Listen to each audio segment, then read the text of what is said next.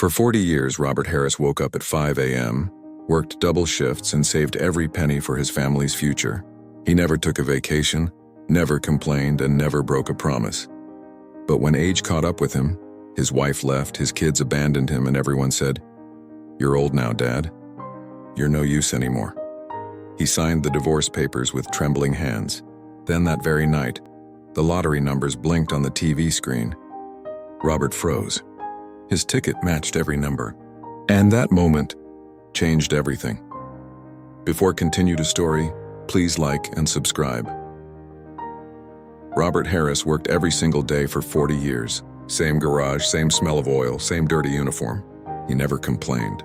He was the kind of man who believed hard work fixes everything. Morning to evening, he repaired cars, changed tires, and wiped grease off his hands like it was normal.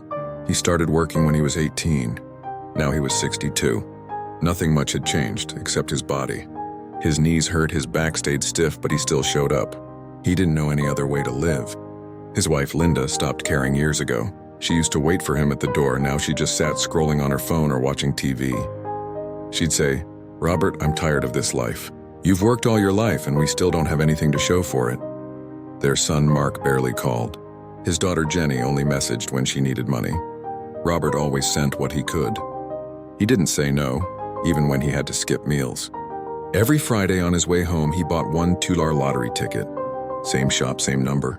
The cashier, an old lady named Carol, would smile and say, "Still trying your luck, Robert?" And he'd reply with a half smile, "You never know, Carol, maybe one day." That lottery ticket was the only thing that made him feel like there was still hope left somewhere, not because he believed in luck, but because he wanted to believe that life wasn't done with him yet. He'd keep the ticket in his wallet, look at it before sleeping, and whisper, "Maybe next week." He didn't know that next week would be the start of a storm that would flip his entire life. Robert came home one evening like always, tired, quiet, and covered in grease. He hung his jacket on the same chair, the one with the broken leg he always said he'd fix but never did. Linda was sitting at the table, arms crossed, face cold. He knew that look. Something was coming. "Robert, we need to talk," she said. He sat down slowly. "What is it?" She didn't even look at him properly. "I'm done. I can't live like this anymore. You've been working your whole life, and for what? A small house, broken furniture, and bills we can barely pay? I want more."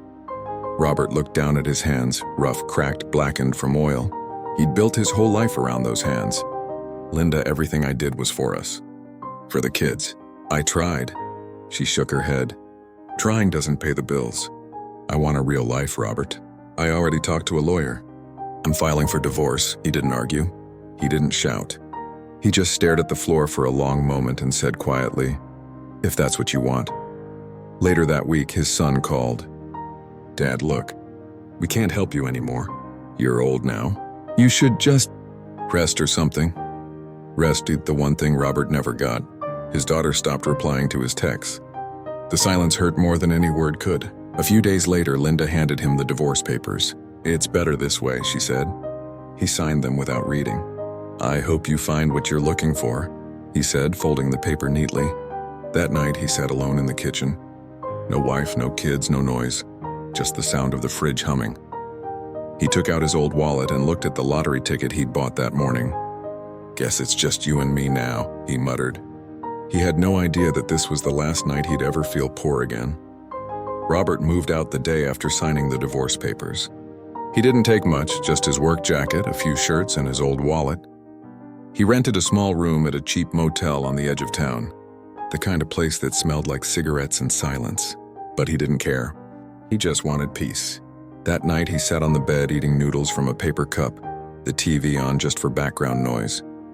His life felt empty. No family, no home, nothing left to wait for. Then the local news started reading the lottery numbers. He almost didn't bother checking, but habit made him pull the crumpled ticket out of his wallet. He looked at the TV and back at his ticket. First number matched, then the second, then the third. He sat up straight.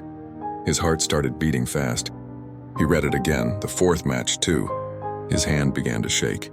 Fifth match, sixth match, he froze. The cup of noodles fell to the floor. For a moment, he couldn't breathe. Then he whispered, "No way." He checked again. this time with the online app on his phone. The screen flashed, "Congratulations, you've won $10,000." Robert stared at it, not smiling, not crying, just stunned. After everything he'd lost, after 40 years of hard work and disappointment, the universe had finally looked his way. He laughed a little under his breath. Linda always said I'd never win anything. He spent that night sitting by the window holding the ticket tight in his hand. He didn't feel rich and he just felt free. For the first time in his life, he had something no one could take from him. Robert didn't tell anyone he'd won. He spent the next few days just thinking. He went to work like normal, acted like nothing happened. But inside he was different. For the first time in years, he wasn't scared of bills, rent, or being left behind. He finally had power, quiet power. He hired a lawyer and claimed the prize anonymously. The money got transferred to a new account, under a trust. Nobody knew. He didn't tell a soul. 2 weeks later, the news about a mystery $10 million winner in Detroit spread everywhere. That's when the calls started. First came Linda. Her voice was soft, fake sweet. "Robert, hi, it's me. How have you been?" He stayed silent. I heard something. You didn't happen to, win that lottery, did you?" He didn't answer. She chuckled nervously. "Anyway, maybe we could talk sometime. Have dinner?" "I've been thinking about us," he said one line. "Now you remember us?" And ended the call. Then came Mark, his son. "Dad, I'm so sorry for everything. I've been busy, but I miss you." Robert replied calmly. "Busy for years, huh? But free when there's money?" Mark tried to laugh it off, but Robert hung up. Jenny sent a message later. "Dad, I messed up. I love you. Let's start over." He stared at it for a long time, then locked his phone. In 1 week, everyone who left him suddenly wanted him back. Old friends started calling too. Neighbors who never waved at him before were showing up at his motel room, pretending they cared.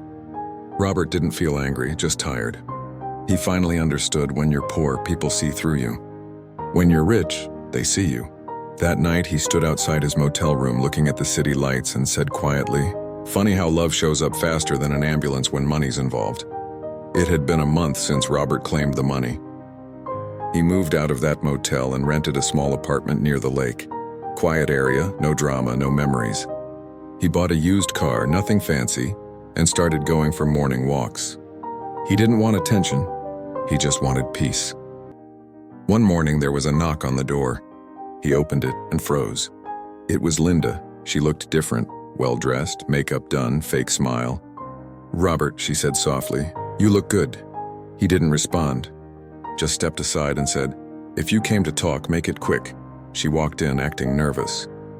"I know I made mistakes. I was angry, confused. I shouldn't have left you. I thought we'd never get anywhere. I was wrong." Robert leaned against the counter, arms crossed. "You left when things were hard. Why come back now?" Her voice cracked a little. "I heard about the lottery, and I thought maybe it's a sign. Maybe we could start fresh," he laughed under his breath. "A sign? You called me useless a month ago." "People change," she said quietly. "Yeah," Robert said, "but not that fast." She tried to grab his hand. "Robert, please." "I'm sorry. Let's fix this." He gently pulled his hand away. "You can't fix something you threw away." He walked to the table, opened a drawer, and pulled out an envelope. It was her divorce papers, the ones she made him sign. He placed them on the table and said, "You wanted freedom. You got it. Don't come asking for what you buried." Linda stood there speechless, eyes watering. Robert opened the door for her. "I hope you find what you're looking for, Linda, but it's not here anymore." She left quietly. He closed the door, exhaled, and smiled a little. For the first time, he didn't feel small or weak. He felt free. After that day, Robert didn't look back. He didn't answer calls, didn't open old messages, didn't tell anyone where he was going. He just disappeared quietly. A week later, he took a one-way flight to Thailand. No fancy suitcases, no big plans, just a man starting over.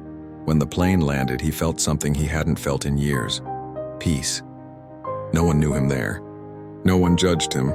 He was just another face in the crowd. He rented a small house near the beach in Phuket. Nothing big, but the view was beautiful. Every morning he sat outside with his coffee, watching the sunrise. No shouting, no arguments, no pressure, just the sound of the ocean. For once, he didn't have to prove anything to anyone. He started doing small things he'd always dreamed of but never had time for. He went scuba diving, fed elephants at a rescue center, learned how to cook Thai food. He even bought a small motorbike, said it made him feel like a teenager again. One day, while helping a local fisherman fix his old boat engine, the man asked, "You on vacation?" Robert smiled. "No," he said. "I'm just finally living." The more time he spent there, the lighter he felt. He made a few local friends, helped poor families, even paid for school supplies for kids in the village. He never told anyone about his lottery win. Nobody needed to know. For them, he was just Mr. Robert, the kind old man who likes to help. Every night, he'd walk along the beach, hands in his pockets, looking at the waves and thinking about his old life. He didn't miss it. Not the garage, not the noise, not the people who only remembered him when it was convenient. For the first time in 60 years, Robert Harris was free. Not rich, not poor, just free. Months passed. Robert's name slowly disappeared from people's talks back home. Nobody knew where he went, but rumors spread fast. He's in another country, he bought a mansion, he's with someone else. The truth was simpler. He was just living quietly, far away from all the noise that once broke him. Back in Detroit, Linda sat alone in the house Robert once built with his hands. The walls were silent now. No sound of his work boots, no smell of his coffee, just emptiness. She looked at the divorce papers on the table and whispered, "What did I do?" She opened her phone and scrolled through old photos. Robert fixing the car, smiling with grease on his face, playing with the kids when they were small. Tears rolled down. She tried calling him again. The call went straight to voicemail. Mark, their son, was struggling too. His job wasn't going well. At dinner one night, he told his wife, if Dad hadn't been so stubborn, maybe he'd still be around. She replied, maybe if you weren't so selfish, he wouldn't have left. Mark didn't say another word. Deep down, he knew she was right. Jenny posted an old photo on social media, her and her dad at a fair when she was little. Caption said, "I hope you're happy wherever you are, Dad." People commented hearts, but Robert never saw it. He'd cut all ties quietly. No calls, no replies, no return address. Linda cried for weeks. Not for the money, for losing the man who had loved her more than anything. But some things once broken don't get fixed. Robert had left behind a short note with his lawyer before leaving the country. It said only this: I gave you my time. You wanted my money. Now you have neither. It had been almost a year since Robert left America. He didn't count days anymore. Every sunrise felt new. Every night felt calm. He finally had the kind of peace he'd spent his whole life chasing. His small house near the beach had become home. There wasn't much inside, just a table, a chair, a bed, and a few photos. One photo of him from his garage days, one of his mother, and one of the ocean he now watched every morning. He'd made friends in the town, a local shop owner named Somchai, a fisherman named Aaron, and a few kids who called him Grandpa Rob. He'd help them fix old engines, buy them snacks, and sometimes just sit with them in silence. They liked him because he was kind, not because he was rich. Every evening, Robert took a walk by the water. He'd wear his old cap, hands in pockets, barefoot on the sand. Some days he thought about Linda and the kids, not with anger, just acceptance. They made their choices, and so did he. He wasn't a saint, and he wasn't bitter anymore. He'd stopped asking why things happened. He just learned to say thank you for what's left. One night, as the sun went down, he sat on the shore, waves touching his feet. He whispered to himself, I spent my whole life working to make others happy. Now I finally know what it feels like to live for myself. He smiled, not the forced smile he used to wear for family photos, but a quiet one that came from peace. As the sky turned orange and the tide rolled in, he stood up slowly, looked at the horizon and said, guess I finally won something that really matters. He walked down the beach, the sound of waves behind him, calm, free, and finally, happy. Life doesn't always give back what you expect, but sometimes it gives what you deserve. Robert spent his whole life working for others, and when they left, life finally gave him something for himself. He didn't win because of luck. He won because he never stopped trying. Money didn't fix his past, but it gave him the freedom to stop begging for love that wasn't real. In the end, he learned the simplest truth. When people leave you for being broke, let them go. The right peace comes when you stop proving your worth and start living it.